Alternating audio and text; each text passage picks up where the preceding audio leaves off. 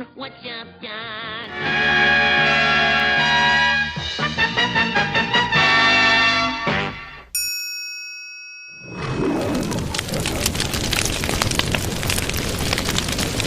What's up, comic book junkies? Welcome again back to your Saturday morning comic book show.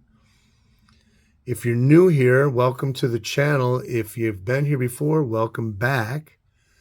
Subscribe, like, hype, share, get this out. Because honestly, I have to tell you, it's been an overwhelming couple of weeks of work and almost no time off. And I watch a lot of YouTube when I'm out of town, and I notice, there's a lot of, I'm into politics, but politics can really get you down. And I always, when I'm getting too overwhelmed with politics and work, I turn to comic book haul videos, and they always give me great therapy. So let's start this one out with Out of the Shadows, number 14 from August 1954. It has a werewolf story in it. I don't remember who does the cover. I have to say, of a lot of the pre-code horror titles, I forget the publisher too. The Out of the Shadows, the stories are pretty lame. The art's pretty lame compared to the most. I mean, don't get me wrong, it's still cool. It's still pre-code horror, but it's like low totem. And then in the background, and if you saw my video last week on Sunday of my 1984 scrapbook, here's a page from a comic book that I started. I never finished. But yeah, this is from, I think I was 14 when I drew this, something like that. And I think it's pretty good because I started out drawing when I was like 12, 13 years old, comic books, and I wasn't pretty bad when I first started. So not too shabby for a 14-year-old. So something cool. This is a weird book from Super Comics, and it's really actually hard to find. I think it's 1963 because it says The Human Fly, but it's starring the Mighty Blue Beetle. So I don't know why they use The Human Fly as the title, but it's Blue Beetle reprints inside. But for that reasons alone, I think I got this for $2 off my comic shop before shipping and tax. It is a really unique and really cool comic. And like I mentioned last Saturday, I like to find these comics that are like so unique that they really make your collection stand out from everybody else's. And again, this is one of those books. It's really hard to get, and it's really odd. And when you show it, people are like, oh, wow, that's cool. I've never seen that before. So Human Fly starring the Mighty Blue Beetle. And I'm going to mention that quite often because what I'm trying to do is inspire you to collect some odd, weird things for your collection, to make your collection different and stand out from other people's. This book here, I actually gave away, I think, most of the run. And it's a book that I don't really like that much. It's later, it's like 83. I don't know why I don't like it. That's the thing. I mean, it's pretty cool. It's early 80s, early copper. But Red Sonja, it does have a cool corner box. This in the King Cole one, I never liked either series. And not because of any particular reason of the series. It's just sometimes we have our own taste and we don't even know why we don't like stuff. So maybe I have to just give this a chance. I'm curious to who the artist is now on the cover. Mary Wilshire does the cover. Up next from 1976, September, number 1, Jack Kirby, 2-in-1, first annual. Guest starring the Liberty Legion. Now, this is a book that I love. I love the Liberty Legion for several reasons. Obviously, Jack Kirby does all the art. He's the creator of the team. They're superheroes from the Golden Age that were brought back. And a lot of them are red, white, and blue. And the Red Raven is, if you asked me to really think about one comic, if I could own it, what would it be? It would be Red Raven #1, one shot from Timely Comics from the Golden Age. And another thing I like about this is the war bonds down there. And they got the wizard, kind of a weird pose, but just love it. Miss America. Now, Patsy Walker series from the Golden Age. On issue 1, is it 1 or 2 or just 1? One's a photo cover. I think 2 is a photo cover of her, the superhero, and then number 1 is her in full profile, drawn by the artist. And then issue 3 of Patsy Walker is Patsy Walker as like a Archie Betty kind of comic. No more superhero. But up to like issue 6, she still appears in the comic in the backup feature. And so those are very desirable. Starring the Liberty Legion. And it's funny because I created my own superhero team called the Liberty League, which kind of was a ripoff of Justice League. September 76, we have a Marvel 2-in-1 here with Tigra. Great early look for her. I don't know who does this cover. Okay, this is a Jack Kirby cover. I like it. I think she looks cool. And look at the thing with all the Kirby crackles, claws of the cougar, which looks more like a werewolf. Great Jack Kirby cover.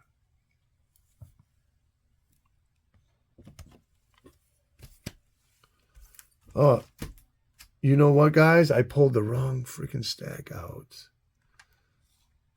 Okay, so I guess I'm going to title this one the Kirby covers, because I was collecting Kirby covers to do like a showcase video on his covers, ones that you don't usually see. And so I pulled this stack not knowing this was it, and I started showing them already, so I might as well just finish it.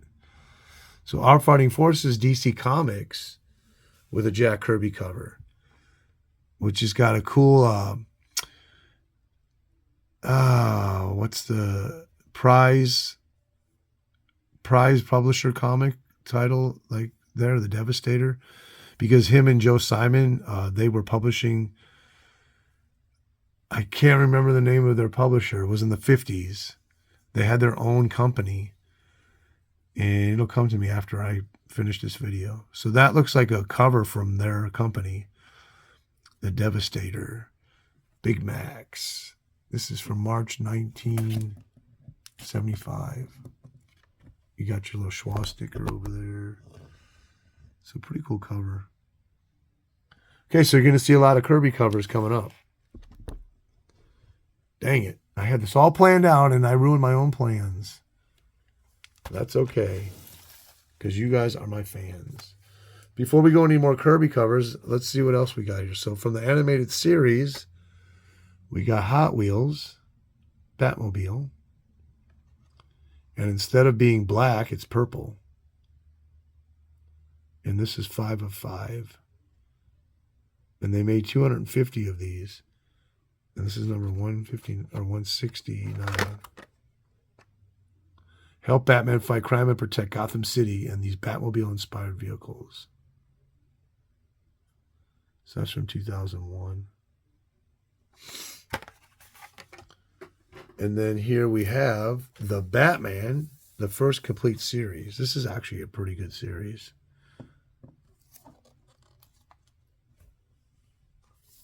"13 episodes on 2 discs. I like his look. New look, new direction, new night. Go behind the scenes, explore development of the Batman series. What year is this? It is... I can't find it. Oh, well. And then we also have Superman, the animated series, Volume 1. Live wires right here. I think her first actual appearance was in this series before she even appeared in the comics.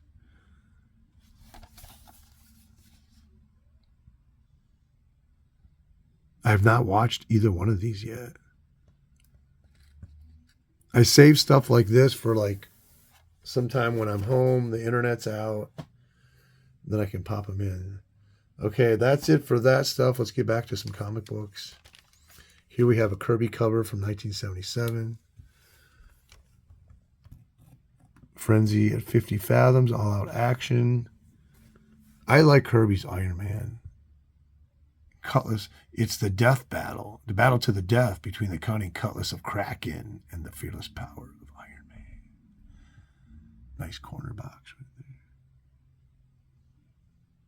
The Kraken, another, and then you got the Kirby Crackle.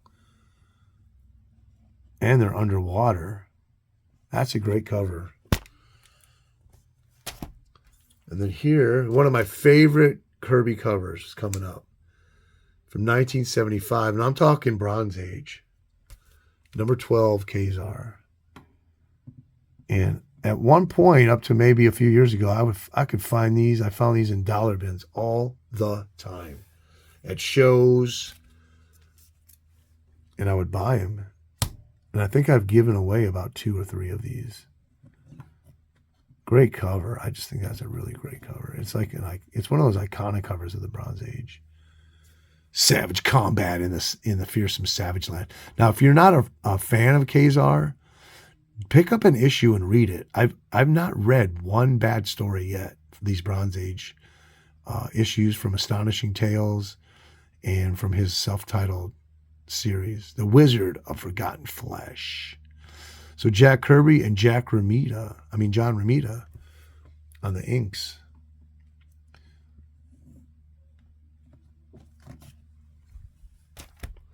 And then here we have a nice high-grade copy of Commandy number 7, July 1973. It's kind of an homage to it is an homage to King Kong. That is great. It's beautiful, high grade. It's all, look at that red. I don't know why he has to put those tiny little nails on the end of his fingers. I think that looks stupid, but I'm not the king of comics, so I like the shot of the planes right between the fingers. Good placement.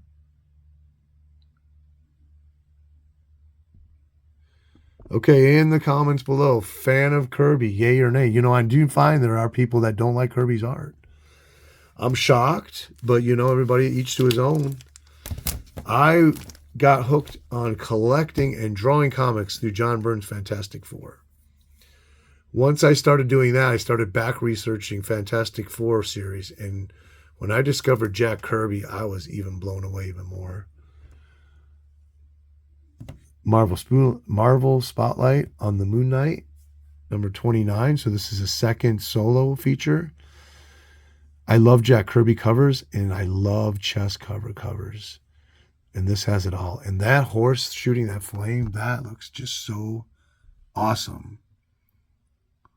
Look at the cape on the king.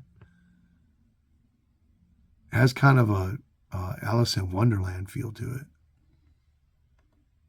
Great cover. That is a really, really good cover. So good, man. So good. Oh, that's the British version, too. Here's the American one. Look at that. Now, can you tell I love Kirby?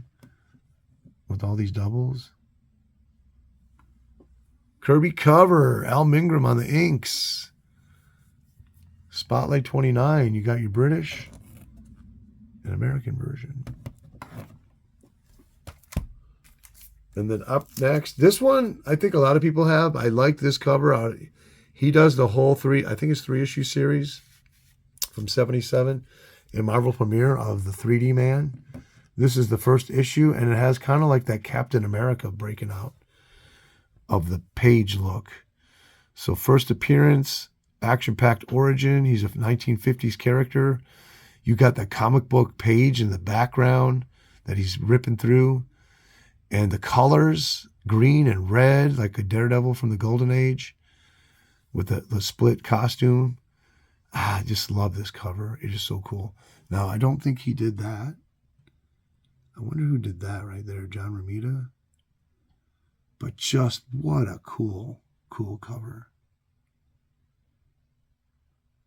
It's 3D, man. He should have made that fist like a lot bigger. That's just a cool cover. I love Kirby. I cannot say enough. He's my hero, man. Okay, back to Liberty Legion. So this is Marvel Premiere featuring Liberty Legion. Kirby again. The Red Skull. I think this may be their second appearance. Thin Man, Blue Diamond, Patriot, Miss America, Wizard, and I forget that guy's name over there. Look at this. Floating heads. That looks so cool. And I like how that's the flag. And it has actually the Germany's eagle on top of the flag post. I believe. I don't know. I've seen that eagle before on a lot of German things from World War II. The way that it's presented, but I could be wrong. Because it says America's home front superheroes of World War II. So then we have Marvel Premiere 29. And this may be their first appearance. And look at that. We have the newspaper in the background, April 9th, 1942. We have the Invaders guest starring with Bucky. I don't know if Toro's in here. Another great cover. I mean, similar to this one. They're busting out of the newspaper here. They're busting out of the comic books. What a great cover, man. I love to show them up. Look at the colors. This is why we love comics. It's just literally eye candy. And then here we have a Marvel Premiere. I guess Kirby did quite a few covers in series in here. So this is first solo headlining featuring Hercules. Jack Kirby cover, and then George Tuska on the interiors. Man God, unchained. Because you demanded the Prince of Power in his own Olympian mag. He's unchained, but he's fighting a vine. It should be a chain that's wrapping around him. That'd be much cooler. Now we have Marvel Chillers featuring The Werewoman, number 7, October 76, with another Kirby cover. And again, doing Tigra. And no, I don't call her Tigra. I call her Tigra.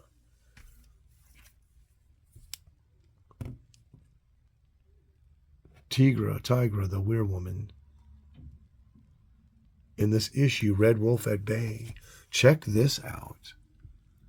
That is fantastic. I might have to take a picture of that and AI that. Make her move.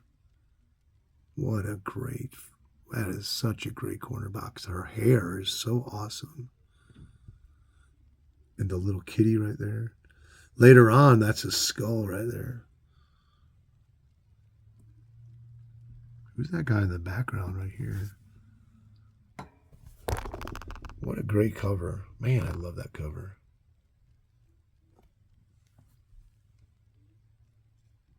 Another book you can find pretty cheap, especially in high grade. I think you can get a really nice copy. Okay, this is the last of the Kirby covers coming up. Another Kazar. Or no, this isn't even Kirby. This, I always thought this was Kirby, but this isn't. This is Barry Windsor Smith. Early when Barry Windsor got hired by Marvel, he tried to draw his art exactly like Kirby. So he fooled me here. So we got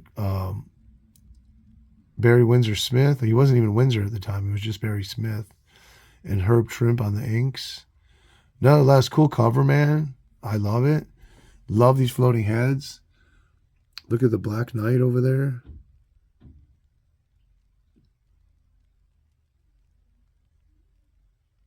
And I think they took all those right from the Golden Age comics. And instead of redrawing them, they just superimposed them. Man, I can't believe all these years I thought that was a Kirby cover. Goes to show you, I don't know everything. Number 19, Marvel Superheroes. And what do we have here? What do we have here? What is this? Why is that in there?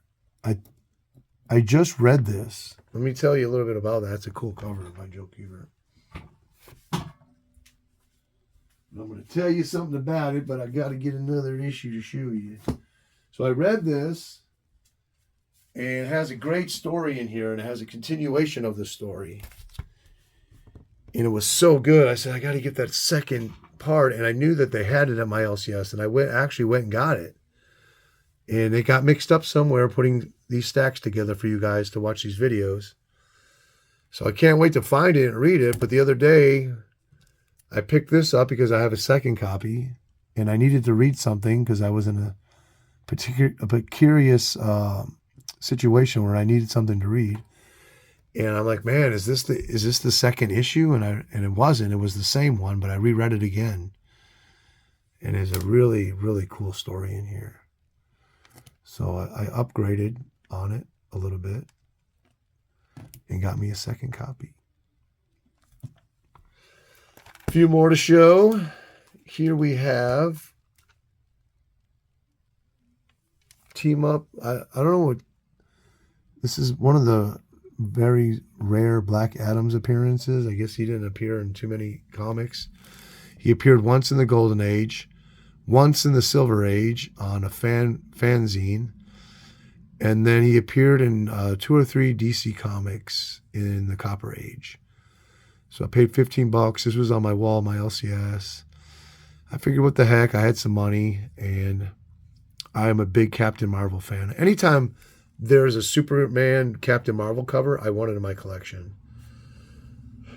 And I don't know if that's from 80, 83, 82. Okay, a couple more left here. Just a random high-grade issue out of the dollar bin that I didn't have. What is this? 1977. November. And yeah, anytime I can find these 35-cent issue actions or Supermans and they're not beat up and they're in the dollar bin, I'll bring them home with me. They're definitely rescue comics. Okay, so I went back in the other room. I bought some books recently. I went to a warehouse sale where everything was a quarter. And this is my local LCS, is in town. And I have to say, most everything was junk to me. There were no Charltons, no Dells, nothing really from the 80s or the 70s at all. A lot of people were there filling short boxes and I guess reading material. And I did pick up a stack of All-Star Squadron issues I didn't have that were the origin tales of the Golden Age superheroes, but then I put them back. Because I was a little disgusted that there was nothing good there, and I wasted my time. I was supposed to be at church helping my wife clean, and she let me come over here, and I felt bad about it. So I was about to leave with nothing, and then I found this. Now, this is a modern book, and I have found several innovations over the last couple of years. And I'm going to pull 2 of them down that I found in 2 different places, just to show you why I think they're cool and why I like finding them. So when I found this, and it's in high grade, and it's a Good Girl cover, and look at the binding on this thing. It looks so cool. The binding is just perfect. So thick.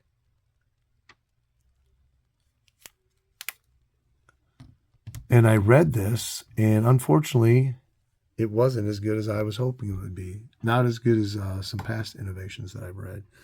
So not intended for children. So it has a letter on the inside cover by the editor claiming that they just threw this together to have some summer fun, and they called it Summer Fun Special. And it was more like a sampler. They threw in random issues from innovation titles. And really, I was lost on every story because there was no backstory. It just jumped in the middle of a series and you didn't know nothing about it. You really didn't even know where it was going. So I didn't care much for the stories inside. The art was pretty decent. But for a quarter, I definitely like it. Again, I'll say I love adding these odd, unique things to my collection. And it has several factors like some are special, fun. It's not easy to find. It's got a good cover. And then it's got that binding. That binding just, when you hold binding like this in your hand, it just gives you that warm, fuzzy feeling. So that was a quarter. Here's some innovations that I found recently. This one, when did I find this one? I found this one last year in September. This is called Black White Magic. And I've shown this a few times on social media. And every time I show it, a lot of people are like, wow, they like it. There's like, I've never seen that. They want to find it. So it has your Christmas theme. It has your horror theme. It has your good girl theme. It also has this thick binding again. And it's from 1990. So those two, they go together pretty well. And then I found this one in a dollar bin. And this is #1 special. Good girl cover. Power Station #1. It's not thick like the other ones, but nonetheless, it's innovation. It's pretty cool. And they like to do these, these skimpy good girl covers, which I do enjoy. I can't say I don't. So just another unique one. And these two I got up on my wall on the modern shelf because I think they're so cool. And I picked up this sampler. I actually did read the first story so far. Now I have to say, I am so dumbstruck on what stupid people DC Comics. This is a new Batman #1. Look how awful that cover is. I mean, you're going to put out a #1 issue of the most iconic character ever created in comic books and start a whole new series, and you're going to put up trash like this for the first issue? It's just basically nothing. It's like a 6th grader could have drawn that without even having any talent. So the Batman Gotham sampler, picked that up. The story was okay. And then this concept about superheroes like fighting to see who's left standing. I don't know. And okay, I picked up this for a quarter from the quarter sale.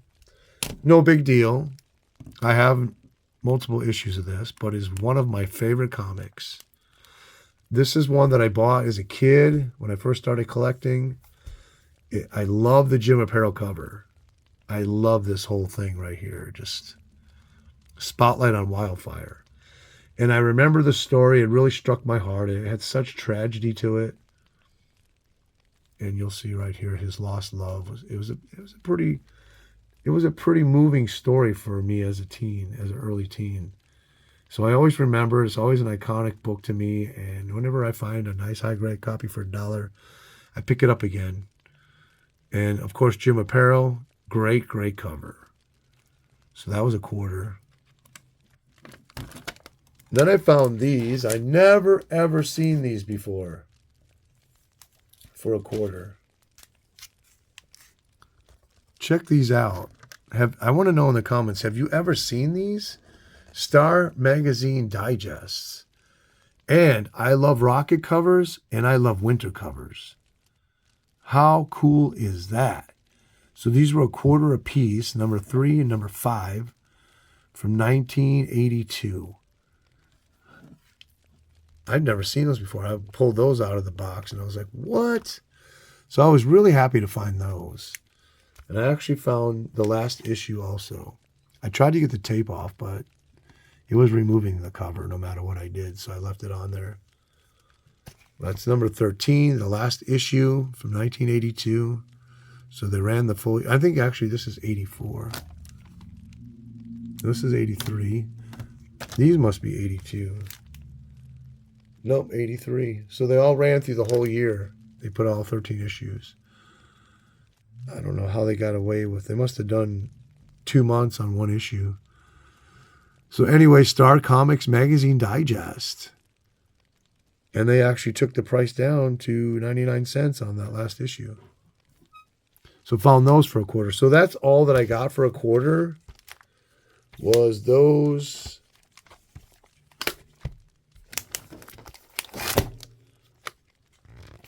And I'm telling you, they had over 100 long boxes. So I didn't spare very much. They actually had game consoles without cords for $5. I almost picked up in the box Xbox 360 controller still in the box for $2, but then I put it back. I did pick up a short box there for $5. So it was a bust. I'm not going to ever go back to that.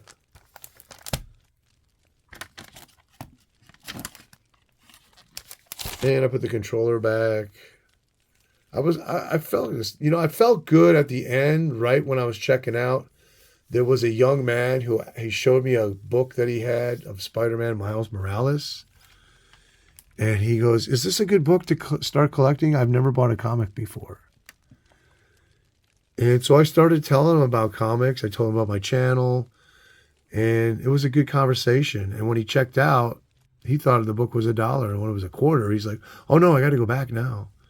So I just picked this up, a high-grade copy. I paid up for it. I didn't have it. And I had some money and I wanted to buy something. What did I pay? $10 for that. I got most of the series already for $1 a piece. So it was really hard to get this. But it says my battery's about to die. So I got one more book. And this is it. I picked up this facsimile, Origin of Batman, Dick Sprang cover. But I read it. It was really good. I really enjoyed this. Oh, I love Golden Age Batman. And look at that cover. I love this over here. But anyways, that's it. That's it for this Saturday's comics. I hope you guys enjoy it. Have a great week. I'm not sure this week if I'll have a Sunday or not. I hope I do, but it's only if I can find some time to record one more video. So peace out.